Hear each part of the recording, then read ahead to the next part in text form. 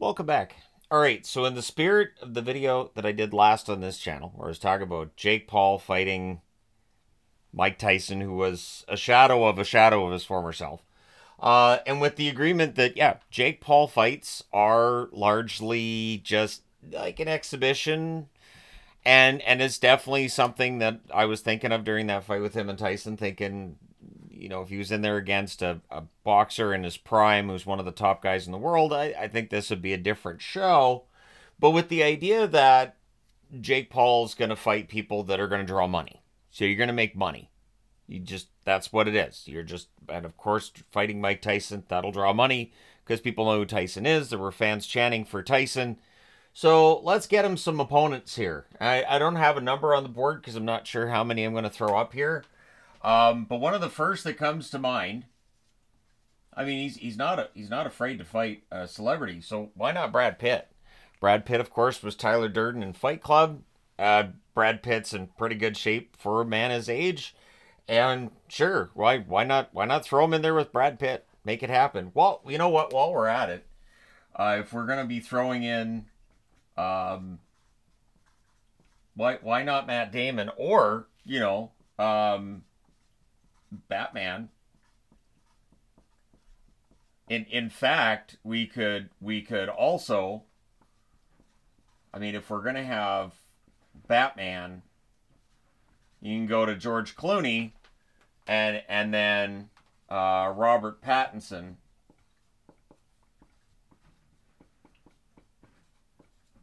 Oh, hey, and then you could end it with Michael Keaton.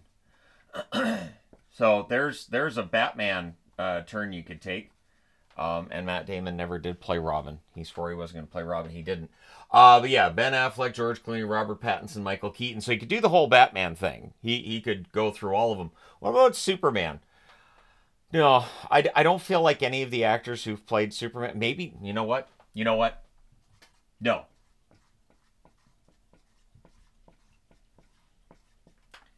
I refuse to believe that a Nicolas Cage fight wouldn't be fantastic because cage fight. Nicolas Cage fight. It just works. It works from a Wheel of Fortune perspective as well. Before and after Nicolas Cage fight. There you go. But I mean, it's Nicolas Cage, and I would want like the screaming and yelling Nicolas Cage. I would be very disappointed if during each round he's not yelling and screaming. So, what about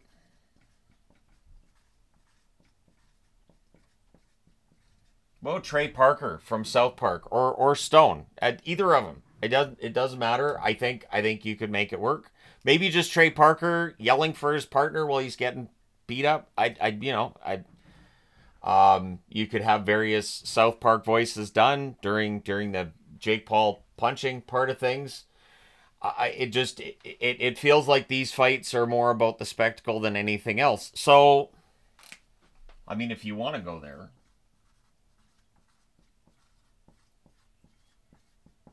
Ronda Rousey. Think about how much money that could draw with Ronda Rousey. And Ronda's not as old as Mike Tyson is. Ronda, we already know, can do MMA. We know she's done pro wrestling. Boxing, sure, why not? I don't think this happens. I don't think we'll ever see him fighting against a woman on any level. But if it draws money, if there's a way to make it make money, and if there's a way to make it where it's a little bit safer for her, I mean, but this is the most in jest of any of them, and all of these are obviously in jest, but Ronda Rousey would be the most in jest. I think she understands that her future as an actress, or if she ever did want to go back to wrestling at some point, with women, it's really tied to their looks. So this is part of the reason why some of the MMA fighters have left earlier. Some of the women boxers, and I've seen that where they're like, if I'm going to make money and get endorsements, if I suffer an injury that, disfigures my face at all, and we've seen boxers over the years who you can tell they're boxers. You can see it with wrestlers too. So, although not as much on the ladies' side as on the, I've been over to Japan wrestling in barbed wire cages type. And not that I've never wanted to. I've never understood that. And then obviously,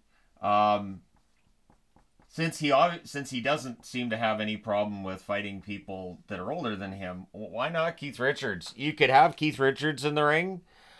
Keith Richards has outlasted a lot of people, and I wouldn't be surprised if Keith Richards went in there and in some baffling, bewildering way, he won. Keith Richards is the one to knock off Jake Paul. The other thing that kind of surprises me, and this is serious, I'm surprised Jake Paul hasn't for one night gone to a WWE ring with his brother and gone for the tag belts. It would be, again, it's a way to make a lot of money in one appearance. Professional wrestling is, by comparison to boxing, it's safer. It's not as safe as some people would make it sound. It's all fake. It's fake, fake, fake. The injuries are real. We've seen plenty of wrestlers who, in their older years, have trouble with mobility, need hip replacements, knee replacements, back surgery. It's not a fun job. You're basically falling down a lot as a pro wrestler, and eventually that takes its toll. So there's that. But yeah, Keith Richards, sure, why not? Now, if we're gonna go back to the Fight Club Brad Pitt thing, then, and I don't think this fight is as potentially impressive as it would have been back when Fight Club was talking about it 25 years ago. But Bill Shatner. Bill Shatner, one of the original tough guys. Look at the original Star Trek movies and the original Star Trek series. Shatner kicks some ass. So why not Bill Shatner? Why not Shatner? It's it's just so ridiculous. But I mean, I feel like that the world's kind of been opened up to Jake Paul now. We know how much money he can make. So trying to think of who else he could have. Would this one actually? I'm thinking of it. I'm thinking, you know what? He might. He actually might. Dennis Rodman. Dennis Rodman is one of those guys who I could see going, you know what? What the hell? I'll make some money. Sure. And why not? When we saw Shaq at the fight, and Shaq was talking to Gronk about, whether or not they might have a fight at some point in the boxing ring. I don't think Shaquille O'Neal would have any interest in boxing with Jake Paul. I'm not going to put him on the board, even though I'm just joking around with all this. Rob Gronkowski, maybe. Rob Gronkowski, had interest in the WWE for a while there, and I could see, like, when an athlete's retired, I do think they probably feel that pull of doing something else and finding something else to occupy that time and taking on a new challenge, even though they're retired pro athletes. Rodman might be an interesting one. I kind of feel like I have to put an asterisk here because that one could happen. The other ones, there's no way in hell. But I could see that. About Dennis Leary, if we're gonna go with Dennis Leary, he might complain all the way through a fight, but he's not going to be involved in a fight because basically his old stand-up routine, a lot of it was, complaining and yelling, and I enjoyed it back in the day. But yeah, Dennis Rodman, and okay, all right. If we're going to realistically think about who might be the best, is there any other YouTubers? No, not Boogie. No, not Boogie. We don't want Boogie in a boxing ring again. Man, that's a tough call, isn't it? CoffeeZilla?